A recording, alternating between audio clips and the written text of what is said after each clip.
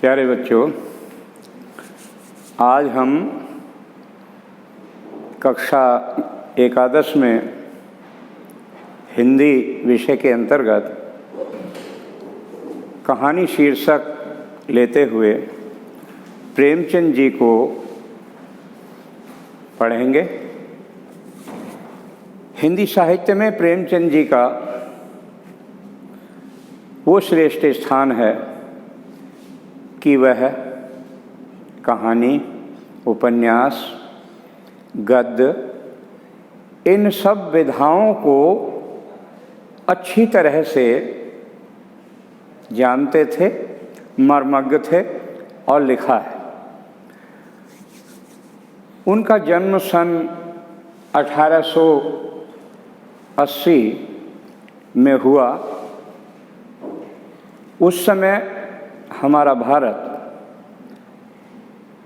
गुलामी में था और इनकी रचनाओं को देखकर, जानकर, परखकर इन्होंने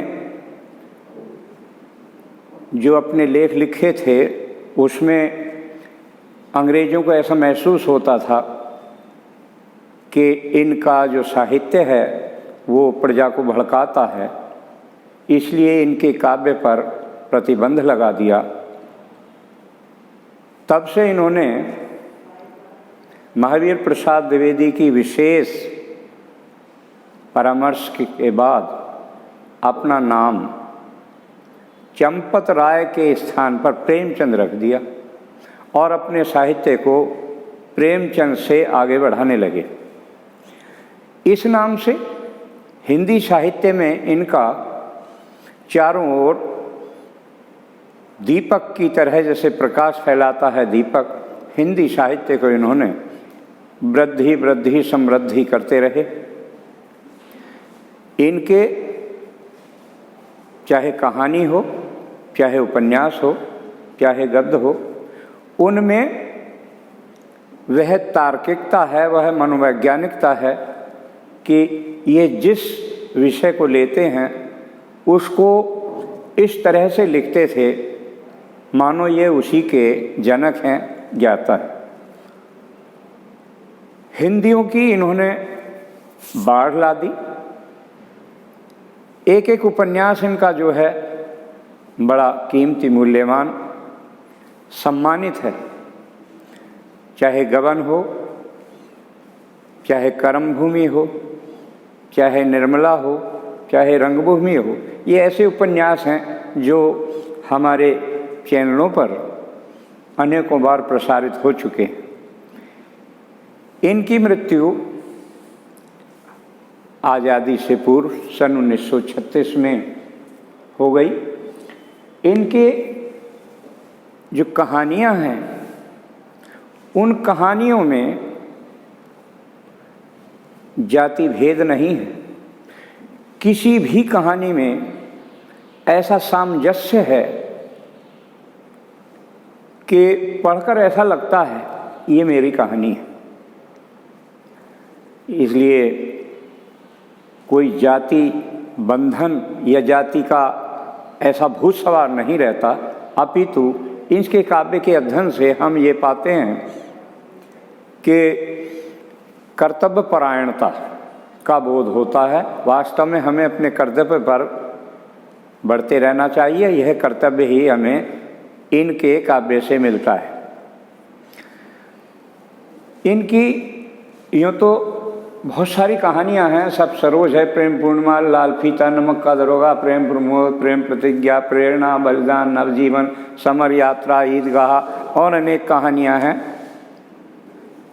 हमारे पाठ्यक्रम में कक्षा 11 में जो कहानी निर्धारित है वो बलिदान है।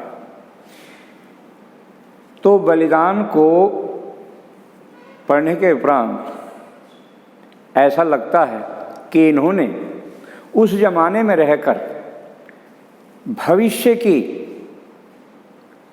योजना संभालते हुए अपने इस कहानी के कलेवर में ऐसी रूपरेखा संयोजित की कि वो आज भी सार्थक है। कहानी बलिदान इस प्रकार से है।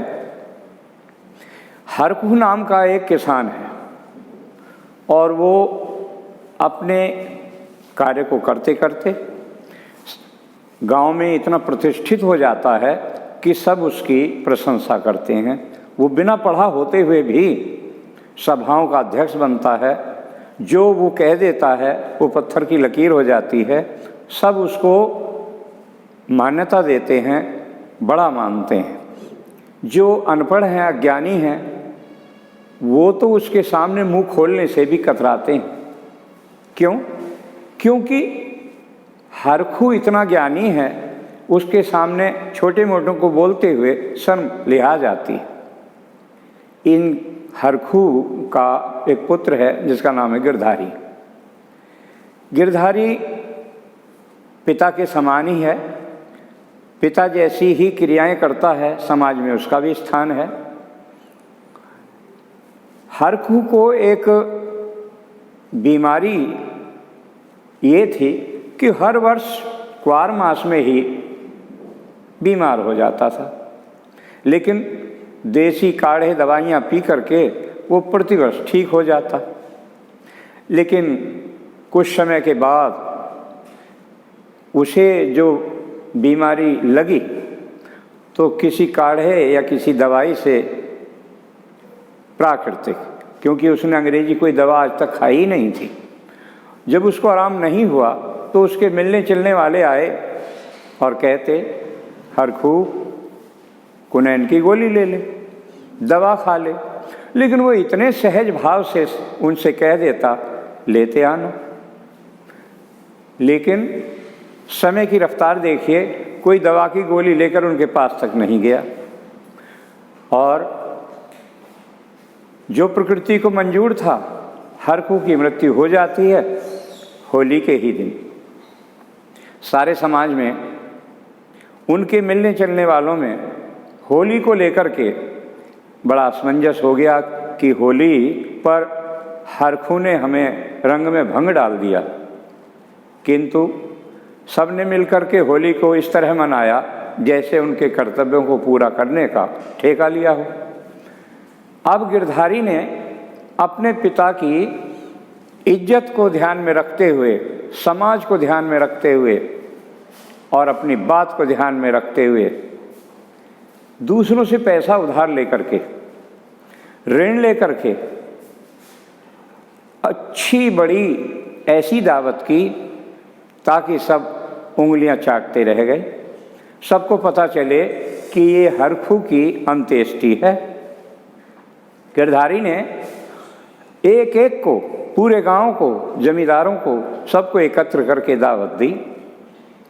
दावत देने के बाद गिरधारी इतना टूट गया, कमज़ोर हो गया, गरीब हो गया कि उसके पास पैसा तो था ही नहीं, लेकिन जो उधार लेकर, ऋण लेकर उन्होंने इस दावत में खर्च किया, उससे इसके पैरों तले की ज़मीन खिसक गई।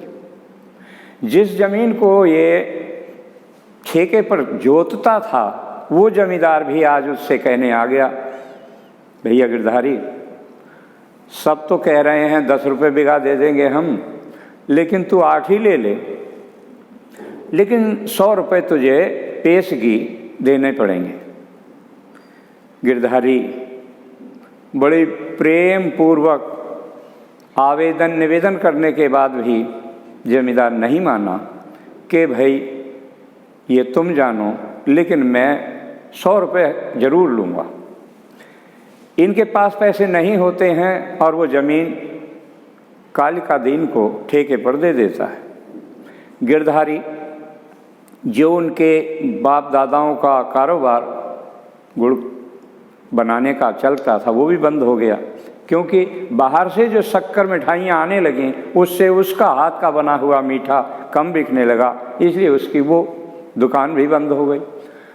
जो खेती करता था वो खेती छूट गई, जिससे पैसा लिया था वो तुरंत दरवाजे पर आ गया, गिरधारी अब तो हमारे पैसे दे दो। अब गिरधारी के पास कुछ भी नहीं है, बैलों की जोड़ी है बस। उसने औने पौने में वो 2 बैल भी ले लिए और उनको लेकर चला गया।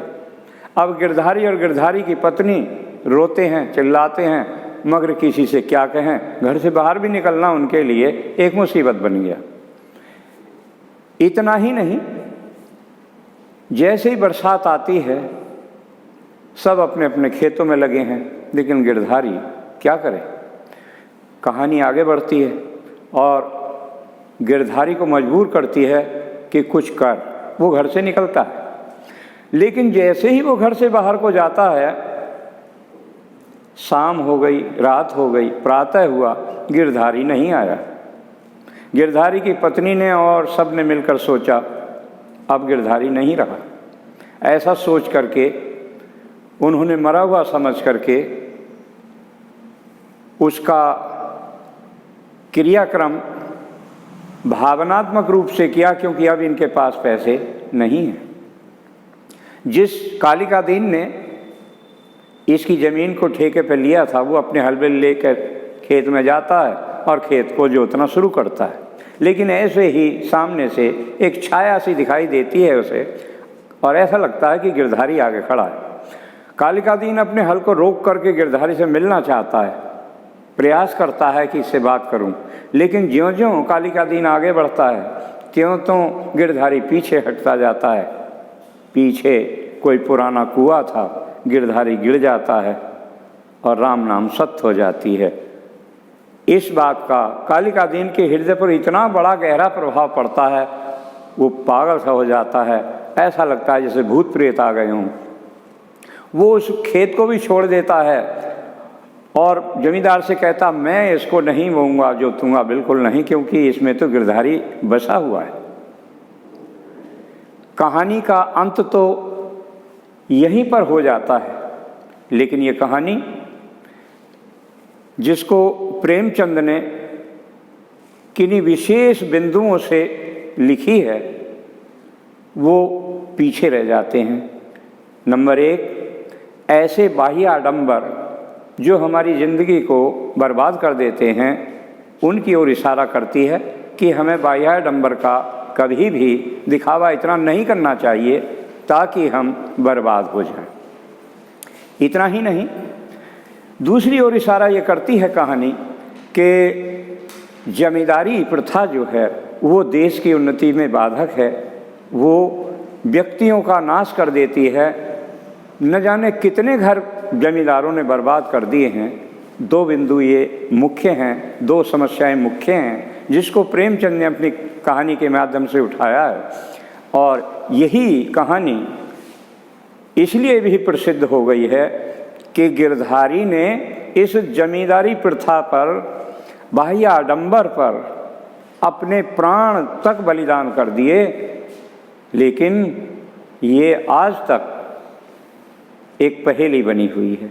इसीलिए इस कहानी का नाम भी सार्थक है, बलिदान, और इसका उद्देश्य भी सार्थक है, बाह्य आडंबर की समस्या को उठाना। धन्यवाद।